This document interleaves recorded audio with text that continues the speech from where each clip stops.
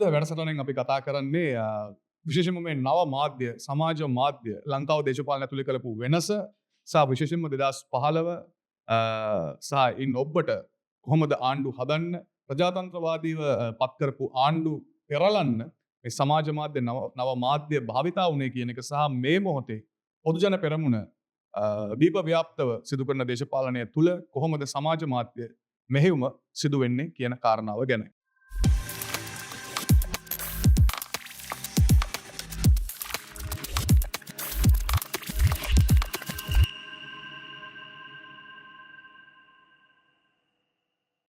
අයිබෝන් අද පොඩ්ඩක් කතා කරන්න හිතුවා මේ සමාජ මාධ්‍ය කොහොමද ලංකාවේ දේශපාලනයට මැදිහත් වුණේ කියන කාරණාව සම්බන්ධයෙන්.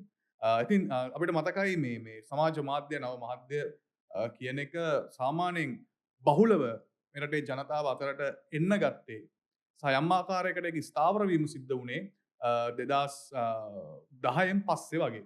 හැබැයි 2010න් පස්සේ වගේ වුණත් ඒ කියන්නේ මීට අවුරුදු 16කට වගේ කලින් වුණත් ඊට කලින් යම් ආකාරයකට නාගරිකව සහ අන්තර්ජාල පහසුකම් තාක්ෂණික මෙවලම් වගේ තිබුණු අය මේ පිළිබඳව දැනුමක් තිබුණු අය සහ විදේශගත ශ්‍රී ලාංකිකයන් මේ සමාජ මාධ්‍ය නව මාධ්‍ය භාවිතා කරන්න පෙළඹුණා. නමුත් යම් ආකාරයකට මේ අන්තර්ජාල පහසුකම් දීප ව්‍යාප්තව වර්ධනය වීම මොබයිල් ෆෝන්ස් නැත්නම් පර්සනල් කම්පියුටර්ස් එහෙම නැත්නම් ගෙදරට පරිගණකයක් ගෙදරට මොබයිල් ෆෝන් එකක් ඇන් ෆෝන් එකක් එන එක සහ අන්තර්ජාල පහසුකම් මේ සියල්ල එකට ලැබෙනකොට තමයි යම් ආකාරයකට මේ නව මාධ්‍ය සමාජ මාධ්‍යට භාවිතා කරන්න ජනතාව පෙළඹුණේ. ඒත් මුල් අධියර අපි ගත්තොත් මේක යම් විකාශනය තේරුම් ගැනීමේ මේ අවශ්‍යතාවය මත මේක අපි කියවගත්තොත් මුලින්ම සාමාන්‍යයෙන් ඔය මිතුරු මේ සමාගම් පවත්වා ගැනීමට යාළුවෝ අඳුරගන්න චැට් කරන්න සහ විනෝදාස්වාදය වගේ දේවල් සම්බන්ධව දැන් ප්‍රධාන වශයෙන්ම කන්ටෙන්ට්ස් එහෙම හැදුනේ. මේක යම් ආකාරයකට වර්ධනය වෙලා 2015 14 15 වගේ කාල සීමාවකට එනකොට ප්‍රධාන වශයෙන්ම මේ සමාජ මාධ්‍ය තුල මතවාද පිළිබඳව කතා කරන්න. බුද්ධිමතුන් තමන්ගේ අදහස් ඉදිරිපත් කරන්න. තරුණයන් තමන්ට තියෙන ප්‍රශ්න කතා කරන්න. විකල්ප හොයන්න. ඒකට අවශ්‍ය මතවාදය සමාජගත කරන්න. අවශ්‍ය සංවාදය ගොඩනගන්න පුළුවන් වේදිකාවක් හැටියට සමාජ මාධ්‍ය භාවිතා කරන්න පෙළඹිලා තිබුණා සහ යම් මේ බරක් ඒ වෙනකොට ඒ කාරණාවට සමාජ මාධ්‍ය තුල හැදිලා තිබ්බා. ඒක අපිට දකින්න පුළුවන් සහ ඒකට උදාහරණයක් හැටියට අපිට පෙන්වන්න පුළුවන් හොඳම අවස්ථාව තමයි 2015 කොහොමද මහින්ද රාජපක්ෂ ජනාධිපතිවරයාව පරාජය කරලා මේ පැත්තෙන් පක්ෂ කඩාගෙන පිරිසක් ගිහිල්ලා අවුරුදු ගණන් ප්‍රතිවාදීව දේශපාලනය කරපු පිරිස් එක කඳවුරක් හදාගෙන මහින්ද රාජපක්ෂ ජනාධිපතිවරයාව පරාජය කරන්න සැලසුම් හදනකොට ක්‍රියාත්මක වෙනකොට බිම්මට්ටමේ දේශපාලනය කරනකොට ඒකට අවශ්‍ය මතවාදය ඒකට අවශ්‍ය සංවාදය සහ ඒ රැල්ල නඩත්තු කරන්න ඒ රැල්ල හදන්න ප්‍රධාන වශයෙන්ම භාවිතා කළේ සමාජ මාධ්‍ය. ඒ නිසා අපි සාමාන්‍යයෙන් එදිනදා කතා කරනකොට 2015 තමයි මේ පොලිටික්ස් වලට මේ සෝෂල් මීඩියා ඉන්ෆ්ලුවන්ස් එක වැඩියෙන්ම ආවේ සහ මහින්ද ජනාධිපතිතුමාගේ පරාජය 2015 මැතිවරණ පරාජය පිටිපස්සේ තිබුණු ප්‍රධාන ආයුධයක් තමයි ප්‍රතිවාදීන් සතුව සමාජ මාධ්‍ය මෙහෙයුම වුන්ගේ කියන කාරණාව.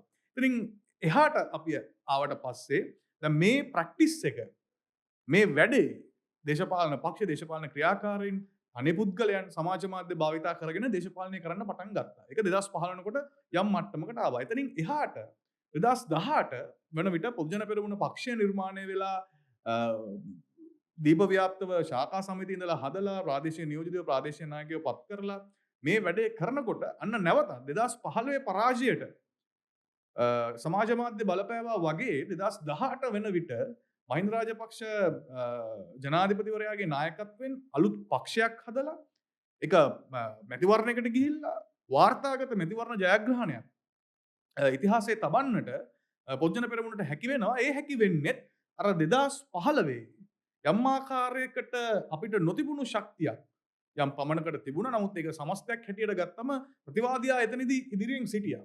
නමුත් 2018 වෙන විට එක පැත්තකින් පොදුජන පෙරමුණ ඒ ඉලක්ක හඹාගෙන ගිහිල්ලා තිබුණා නැවත ප්‍රතිසංවිධානය වීම හරහා සහ ස්වභාවිකව අපි කියන්නේ ෆ්ලෝටින් වෝට් එක කියලා. ෆ්ලෝටින් වෝට් එහෙම නැත්නම් පාවෙන ඡන්ද සහ 2015 මෛත්‍රීපාල සිරිසේන රනිල් වික්‍රමසිංහ යහපාලන ආණ්ඩුවට ඡන්දය දුන්න මිනිස්සු ඔවුන් පසු ඇතිවෙච්ච කලකිරීම මේ ප්‍රතිපත්ති සම්බන්ධයෙන් දේශපාලනය සම්බන්ධයෙන් ගන්න තීන්දුව తీරන සම්බන්ධයෙන් ඒ දේවල් ඔවුන් සමාජ මාධ්‍යයේ ස්වයංක්‍රීයව තමන් මේ ස්වේච්ඡාවෙන් ඉදිරිපත් වෙලා කතා කරන තැනට ආවා. ඒ නිසා යම් සංවාදයක් නැවත හැදලා තිබ්බා. මේ සංවාදයත් පක්ෂයේ ක්‍රියාකාරීත්වය සමාජ මාධ්‍ය ක්‍රියාකාරීත්වයත් එක්ක 2018 වන විට අලුතෙන් හදපු පක්ෂය දීප ව්‍යාප්තව ඉතා ප්‍රබල ආකාරයෙන් පළාත් පාලන මැතිවරණ ජයග්‍රහණය කරන තැනට අරගෙන යන්න ප්‍රධාන වශයෙන්ම බලපාපු මෙවලමක් තමයි ටූල් එකක් තමයි මේ වේදිකාවක් ප්ලැට්ෆෝම් එකක් තමයි සමාජ මාධ්‍ය කියලා කියන්නේ.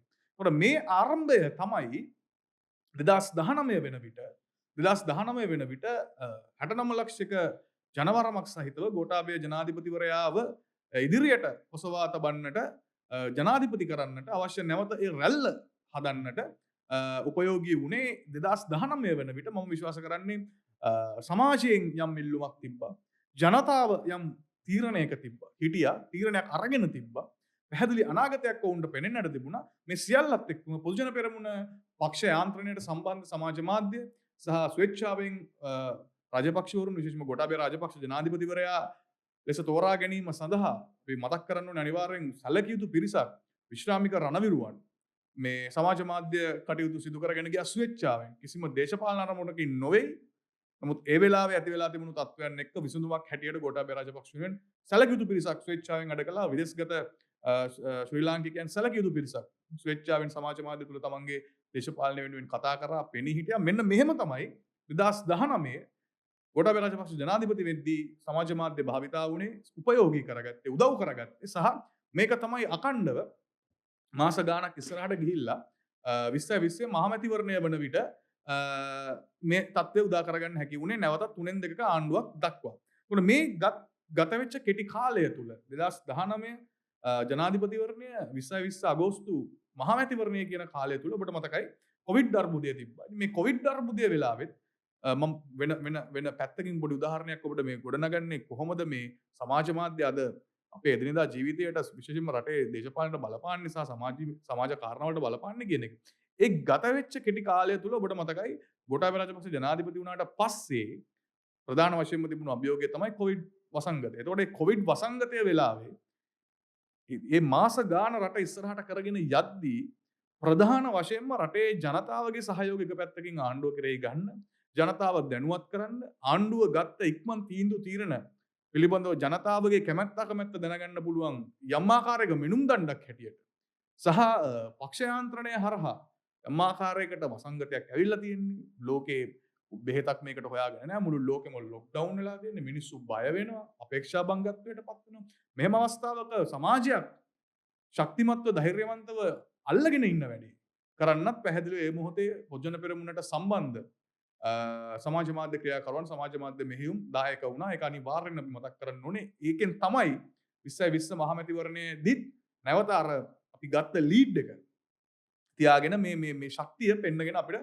ඉස්සරහට යන්න පුළුවන් වුණේ. නමුත් 2022 වන විට මේ තත්ත්වය සම්පූර්ණයෙන්ම වෙනස් වුණා. මේ තත්ත්වය සම්පූර්ණයෙන්ම වෙනස් වුණා. විශේෂයෙන්ම කොවිඩ් අර්බුදය සහ ඒකෙන් එහා පැත්තේ ලැබුණු ප්‍රතිඵල ගණනාවක් තිබ්බා. උදාහරණයක් හැටියට ආර්ථිකය කඩාගෙන වැටුණා. යම් ආර්ථික අස්ථාවරත්වයක් ගොඩ නැගුණා. තරුණ අසහනයක් රටේ නිර්මාණය වුණා. මේ සියල්ල ඉලක්ක කරලා මේ අවස්ථාවාදී දේශපාලනය කරන්න පැහැදිලිව මේ විශේෂයෙන්ම ජනතා විමුක්ති පෙරමුණ වගේ දේශපාලන පක්ෂ හිටියා. ඇයි මම එහෙම කියන්නේ? ඔබට මතකයි ජනතා විමුක්ති පෙරමුණ මේ අරගලය ගැන විශ්වාසය තබාගෙන ප්‍රජාතන්ත්‍රවාදී විරෝධී ආකාරයට වැඩ කරේ මේ රට පැහැදිලිව ආර්ථික සහ දේශපාලන අස්ථාවරත්වයක තියෙන වෙලාවේ. එහෙම වෙලාවක වුන් මේ වැඩේ කරනකොට මේ සියල්ලම එකතු කළා අර රැල්ල අනිත් පැත්තට හමන්න ගත්තා. ඒ රැල්ල අනිත් පැත්තට හමන්න ගත්තේ ගෝඨාභය රාජපක්ෂ ජනාධිපතිවරයා දුරින් ඉල්ලා අස්විය යුතුයි කියන තැනට ගෝඨා go home hashtag එක්ක අරගලයක් නිර්මාණය වුණා. ඒක ඇත්තටම අරගලයක් නෙමෙයි කැරැල්ලක්. අපි ඒ සම්බන්ධයෙන් වෙනම කතා කරමු. ඒකට මෙන්න මේ වැඩේදී ප්‍රධාන වශයෙන්ම ඉවහල් වුණේ සමාජ මාධ්‍ය. දැන් උදාහරණයක් විදිහට 2019 ගෝඨාභය රාජපක්ෂ ජනාධිපතිවරයා බලයට එන්න 2020 මහමැතිවරණයෙන් 3න් 2ක ආණ්ඩුවක් හදන්න සමාජ මාධ්‍ය භාවිතා වුණා වගේම සම්පූර්ණ මේක අනිත් පැත්ත හරවන්න සමාජ මාධ්‍ය භාවිතා වුණා 2022. හැබැයි මෙතන වෙනසක් තියෙනවා. ඒ වෙනස තමයි 2019 මැතිවරණ වලදී පොදුජන පෙරමුණ පාර්ශවය සහ ඒ ආධාරකරුවන් සහයෝගය දක්වන පිරිස් පාක්ෂිකයන් සමාජ මාධ්‍ය මෙහෙයුම් කරපු හැටියට සමාජ මාධ්‍ය වැඩ කරපු හැටියට නෙමෙයි මේක අනිත් පැත්ත හරවන්න 2022 වන විට ප්‍රතිවාදීන් සමාජ මාධ්‍ය භාවිතා කරලා තිබ්බේ. ඒකට හොඳම උදාහරණය තමයි දැන් ඔය අරගලය වෙලාවේදී අරගලයේ හිටපු ඉදිරිපෙළ ක්‍රියාකරුවන් සියලුම දෙනා සමාජ මාධ්‍ය ක්‍රියාකරුවන්. එතකොට පැහැදිලිව ඔවුන්ව යම් සම්බන්ධීකරණයක් සහිතව කොළඹට අරගෙන ආවා. ගෝල් ෆේස් එකේ නතර කළා. සහ අපි දන්න දැන් අපිට උදාහරණ ඕන තරම් දෙන්න පුළුවන් කොහොමද ওই දවස්වල ස්ටුඩියෝස් හැදුනේ, accounts හැදුනේ, bot farms හැදුනේ, සල්ලි දීලා කමෙන්ට්ස් දැම්මේ, කොහොමද මේ වෛරී සහගත ප්‍රකාශ සමාජ මාධ්‍යට උදාහරණ ඒවා හයර් කරේ. මේ සියල්ලම 2022 වන විට ක්‍රියාත්මක වුණා. මේ ක්‍රියාවලිය පිටිපස්සේ මේ උත්සාහය පිටිපස්සේ මේ සමාජ මාධ්‍ය මෙහෙයුම තුල තිබුණේ නැහැ අර මං කලින් කතා කරපු යම් ආකාරයකට 2015 යම් තිබුණා මේ පොඩි ඓන්ද්‍රීය බවක් යම් ඉල්ලුමක් ජනතාවගෙන් හැදිච්ච දෙයක් සමාජ මාධ්‍ය තුල තිබුණා. ඒක මෛත්‍රීපාල සිරිසේන ජනාධිපතිවරයාට පක්ෂපාතීව. හැබැයි මෙතන 2022 වෙන විට ගෝඨාභය රාජපක්ෂව දූරෙන් එලවන්න ගෝට ගෝහෝම් කියලා හැදිච්ච හැෂ්ටැග් එකත් එක්ක හැදිච්ච රැල්ල තුල අපිට විශ්වාස කරන්න කිසිම තැනක් පැහැදිලිව පේන තැනක් නැහැ. මේක ස්වභාවිකව හැදිච්ච රැල්ලක් කියලා. යම් පීඩනයක් ජනතාවට තිබ්බා. ජනතාව ඒකට බෝඩ් එකක් අරන් පාරට ආවා. රයිට්? ඒක දැහැගෙන ඒක තමන්ගේ අතට අරගෙන ඒ ජනතා පීඩනය තමන්ගේ අතට අරගෙන ජනතාව තුල වෛරය හදලා විශාල ලේවැගිරීමක් දක්වා මේක අරගෙන ගිහිල්ලා ගාතන රැල්ලක් දක්වා මේක අරගෙන ගිහිල්ලා ගෙවල් ගිනි තින තැනට මේක අරගෙන ගිහිල්ලා තමන් බලයට එන සැලසුම හැදද්දී ඒ සැලසුම සඳහා සමාජ මාධ්‍ය භාවිතා කිරීමට ප්‍රතිවාදීන් කටයුතු කළා. එතකොට ඒ සමාජ මාධ්‍ය මෙහෙයුම ඇතුළට විශාල වශයෙන් ඩොලර් පොම්ප වුණා. සල්ලි එළියට ආවා. ඒ ගිණුම් වාර්තා සම්බන්ධයෙන් පවා තොරතුරු සමාජ මාධ්‍ය තුල මේ සහ නීති කටයුතු තුලදී කියවෙලා තියෙනවා.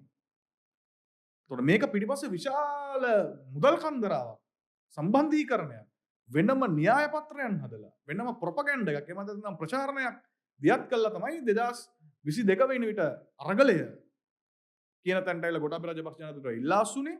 එතනින් එහාට මේකේ දිගුවක් හැටියට මේක අඛණ්ඩව සිදු කරපු වර්ධනයක් හැටියට තමයි අනුර කුමාර දිසානායක 2024 ජනාධිපති වෙන්නේ.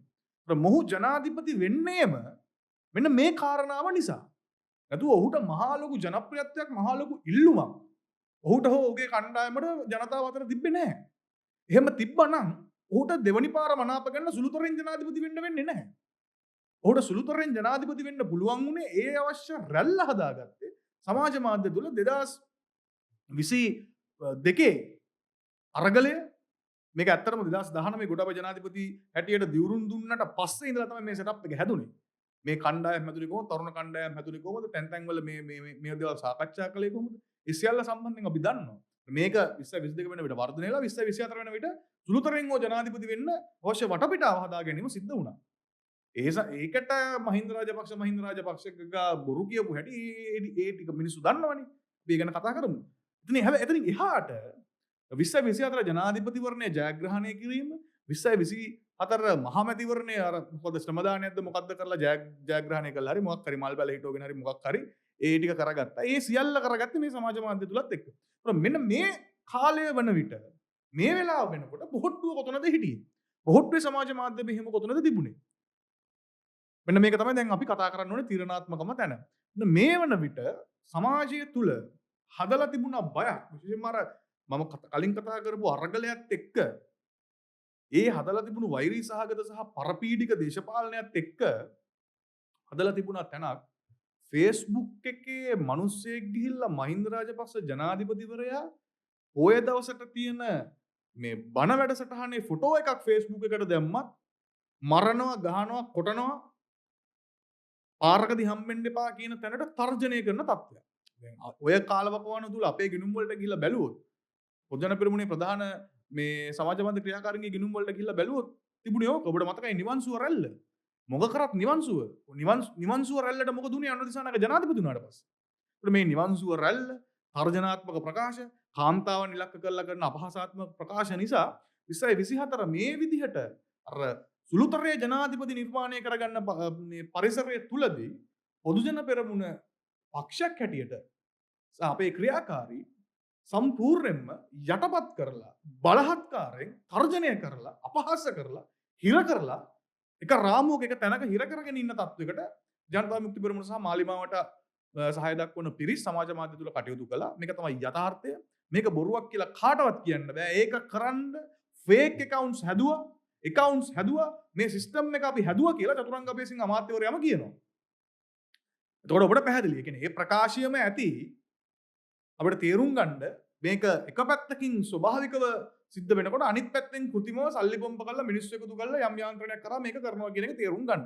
ඒකට එහෙම තිබ්බ තැන පොජ්ජන පෙරමුණ එහෙම හිර වෙලා තිබුණු තැන 2025 පළාත් පාලන මැතිවරණය වෙනකොට අපි කඩාගෙන මතකයි මිලියනයකට ආසන ඡන්ද වලට එද්දි මේ සම්පූර්ණ මේ වෙනස සිද්ධ කරන්න මම පුද්ගලිකව විශ්වාස කරන කාරණා දෙකක් බලපෑවා. එකක් නමල් රාජපක්ෂ ජාතික සංවිධායකවරයා වීම සහ ඔහු ජාතික ලැයිස්තුවෙන් පාර්ලිමේන්තු ගියා කියලා ඔහුට පුළුවන් තරම් මඩ ගහනවා.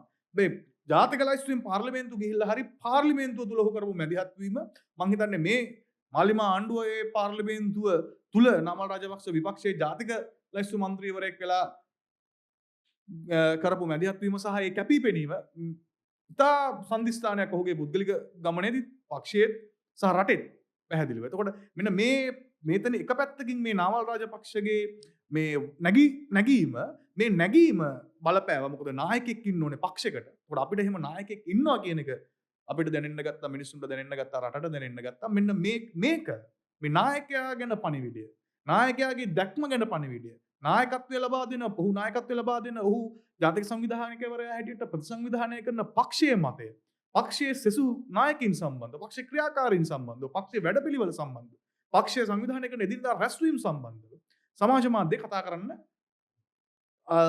අවස්ථාවක් හැදුනා. ඉල්ලුමක් තිබුණා ඒකට. මේක කරන්න කිසිම තැනක පොදුජන පෙරමුණ හෝ අපි හෝ නාමල් රාජපක්ෂ අර චතුරංග අබේසිංහ ඇමතිතුමා කිව්ව විදිහට කෘතිමව ඒගොල්ලෝ කරපු විදිහට කෘතිමව මිනිස්සු එකතු කරලා බොට් ෆාම්ස් හදාගෙන මේ සල්ලි දීලා මඩ පෝස්ට් හදලා බොරු හදලා සමාජ මාධ්‍ය මෙහෙයුමක් කරේ නැහැ. එතකොට පොදුජන පෙරමුණ වැඩිච්ච තැනින් නැවත නැගිටිනකොට සමාජ මාධ්‍ය මෙහෙයුම කොහොමද සිද්ධ වුනේ, වැඩේ කොහොමද සිද්ධ වුනේ කියන එකට සරලම උදාහරණයක් මම ඔබට දෙන්නම්. නාමල් රාජපක්ෂ ගමට ගියාට පස්සේ මොකද මේ කාලේ වෙනකොට ගම්වලත් ලොකුවට රැස්වීම වලට මිනිස්සු ආවේ නැහනේ. ඇත්ත කතාව ඒක. විශේෂයෙන්ම දසබල සේනා වැඩසටහන ඊළඟට මේ ප්‍රධාන මැතිවරණ දෙකෙන් පස්සේ නාමල් ගමින්ගමට වැඩසටහන සහ පළාත් පාලන මැතිවරණේ ප්‍රචාරණ රැස්වීම මේ රැස්වීම වලට නාමල් රාජපක්ෂ සහ පොදුජන පෙරමුණේ නායකයින් ගමට යද්දී තමන්ට තියෙන පුංචි ෆෝන් එකේ පොඩි ෆොටෝ එකක් ගහලා Facebook එකට මිනිස්සු දැම්මේ බලහත්කාරයෙන් හෝ පක්ෂය විසින් පවරපු රාජකාරියක් හෝ සල්ලි දීලා හෝ නෙමෙයි. ඔවුන් ස්වභාවිකවම නාමල් රාජපක්ෂ ගැන තමන්ගේ ගිණුමෙන් තමන්ගේ පුංචි ෆෝන් එකෙන් තමන් දන්න තාක්ෂණයෙන් සමහර වැඩිහිටි ප්‍රජාව උන්ට තාක්ෂණය ගැන ලොකු දැනුමක් නැහැ. ඒ වගේ කට්ටිය අපි වගේ තාක්ෂණයත් එක්ක ගනුදෙනු කරන අයගෙන් අහනවා කොහොමද මේක කරන්නේ, කොහොමද මේ එඩිට් එකක් ගහගන්නේ, කොහොමද මේක එඩිට් කරගන්නේ, මොකද්ද මට පාවිච්චි කරන්න පුළුවන් ඇප් එක. මෙන්න මෙහෙම හරි සුහදව හරි ස්වභාවිකව ස්වේච්ඡාවෙන් විශාල කැපකිරීමකින් තමයි ඒ සමාජ මාධ්‍ය මෙහෙයුමට පදනම හැදුනේ. මේක අපිට නම්ගම් කියන්න බෑ. නම්ගම් කියන්නේ විශාල පරාසයක් වෙනවා. මේ අතර තරුණයෝ ඉන්නවා. උන් මේක ගැන දන්න. පූර්ණ කාලිනව මේක කැප වෙලා අතට ගත්ත. ඊළඟට අපේ ක්‍රියාකාරීන් ඉන්නවා. Tamanට තියෙන සම්පත් එක්ක YouTube එකේ වැඩසටහන් පටන් ගත්තා. මේ සියල්ල. එතකොට මේකට හොඳ උදාහරණයක් අපිට දෙන්න පුළුවන්. විශේෂයෙන්ම TikTok සමාජ මාධ්‍ය ජාලය තුල TikTok platform එකේ දේශපාලනය කතා කරන්න ලයිව් වැඩසටහන් පටන් ගත්තේ පොදුජන පෙරමුණ. කිසිම තර්කයක් නැහැ. මතක් කරන විශේෂයෙන්ම මේ TikTok සමාජ මාධ්‍ය තුල විශාල ජනප්‍රියත්වයක් නමල් රාජපක්ෂ මේ කෙටි කාලය තුල විශේෂයෙන්ම මැතිවරණ පරාජයෙන් පස්සේ හැදුනා. සහ පක්ෂීය රැස්වීම් TikTok සමාජ මාධ්‍ය තුල ප්‍රචාරණය වුණා. නමුත් TikTok සමාජ මාධ්‍ය තුල දේශපාලන සංවාද කිරීමේ සංස්කෘතියක්, ප්‍රතිපත්ති සම්බන්ධයෙන් කතා කරන සංස්කෘතියක්, සාකච්ඡා කිරීමේ සංස්කෘතියක්, එහෙම වැඩසටහන් ආරම්භ වුණේ පොජ්ජන පෙරමුණ සම්බන්ධ ක්‍රියාකාරීන් පාක්ෂිකයන්ගේ සංවිධානයෙන්. ඒක අපි අනිවාර්යෙන් මතක් කරන්න ඕනේ. දැන් ඒක වෙනත් පක්ෂවලුත් අරගෙන කරගෙන යනවා. ඒක ඉතා හොඳයි. හැමෝම එහෙම කතා කරනවා. ඉතින් මෙන්න මෙහෙම ස්වභාවිකව හැදිච්ච රැල්ලක් තමයි පොද්දන පෙරමුණත් එක්ක තිබුණේ. ඒ වගේ මේකට අනිත් පැත්තෙන් පැහැදිලිව මතක් කරන්න ඕනේ සමාජ මාධ්‍ය තුල ඔය කියන කාලවකවානුව තුල ඉතා සංවිධානාත්මකව අසත්‍ය ප්‍රචාර අරගෙන ගියා. පොද්දන පෙරමුණට සම්බන්ධයෙන් ඔබ දැකලා ඇති අපි ඒ සම්බන්ධයෙන් අඛණ්ඩව අපරාධ පරීක්ෂණ දෙපාර්තමේන්තුවට පරිගණක අපරාධ අංශයට හදිසි පරිගණක හදිසි ප්‍රතිචාර සංසදයට සහ පොලිස්පතිතුමාට මේ වගේ හැම තැනකටම අපි පැමිණිලි කරා. ඒ පැමිණිලි කිරීම සම්බන්ධයෙන් අවශ්‍ය තොරතුරු අපිට ලබා දුන්නේ පූර්ණ කාලීන සමාජ මාධ්‍ය කරන පිරිස්. බොච්චන පෙරමුණ වෙනුවෙන් මෙන්න මේ දේවල් වෙනවා මේ දේවල් වෙනවා සමහර ස්ක්‍රීන් රෙකෝඩ්ස් වෙන්න පුළුවන් මැසේජ් වෙන්න පුළුවන් ඒ තොරතුරු ලබා දුන්නේ ඒ තොරතුරු අපි එකතු කරන්න කණ්ඩායමක් අපි හැදුවා. මෙන්න මේ වගේ හරි ස්වභාවිකව ස්වේච්ඡාවෙන් ස්වකැමැත්තෙන් විවිධ තැන්වල ජීවත් වෙන සමහරක් ලංකාවෙන් එළියේ විවිධ දැනුම් පරාසයන් තුල ඉන්න විවිධ ආකාරයෙන් මේකට දායක වෙන්න පුළුවන් පිරිස් මේකට දායක වුණා. මෙහෙම තමයි පොද්දන පෙරමුණේ සමාජ මාධ්‍ය මෙහෙයුම නැවත ප්‍රතිෂ්ඨාපනය වුණේ. නැවත ස්ථාවර වුණේ. දැන් මේක 50%ට 50 ඇවිල්ලා තියෙනවාය කියන එක තමයි අපේ විශ්වාසය. ඇයි අපි එහෙම විශ්වාස කරන්නේ? මේ වන විට නිවන් සුව රැල්ල අවසන්. ඒක ආණ්ඩුවෙන්ම අතහැරලා දැම්මා. හාහා රැල්ල අවසන්. ඒක මිනිස්සු ස්වභාවිකවම අතෑරියා. දැන් අර ෆේක් accounts එකෙන් ඇවිල්ලා කුණුහරුප ලියන එකයි, හාහා දාන එකයි, මඩ පෝස්ට් හදන එකයි විතරයි කරන්නේ. ඒකට මෙන්න මේ දේ සමාජ මාධ්‍ය සිද්ධ වෙන්න බලපාන ප්‍රධාන කාරණා දෙකක් තියෙනවා. එකක් මහ පොළොව වෙනස් වෙලා තියෙන්න ඕනේ. මහ පොළොවේ තියෙන ඉල්ලුම, මහ පොළොවේ හැදිලා තියෙන විභවය, ජනතාව මේ මොහොතේ සිතන චින්තන රටාව තමයි සමාජ මාධ්‍ය අපිට දකින්න වෙන්නේ. හැබැයි ඒක වෙනස් කරගන්න පුළුවන් කෘත්‍රිමව කරන මුදල් ගෙවලා කරන සංවිධානාත්මක කරන ප්‍රචාරණයක් කරහා සමාජයේ තියෙන මතය අඩු වැඩි වශයෙන් වෙනස් කරන්න පුළුවන් සමාජ මාධ්‍ය තුල. ඒක දේශපාලන රැල්ලක් දක්වා වර්ධනය කරගන්න පුළුවන්. හැබැයි මේ මොහොතේ අපි විශ්වාස කරනවා ආණ්ඩුවට සහාය දක්වන පිරිස් මේ උත්සාහය දරමින් සිටිනවා. නමුත් මේක වෙන්නේ නැහැ. මේක පැල කරගන්න බෑ. දැන් හොඳම උදාහරණය පහුගිය සතියේ තිබුණා සංඝ සමුළුවක්.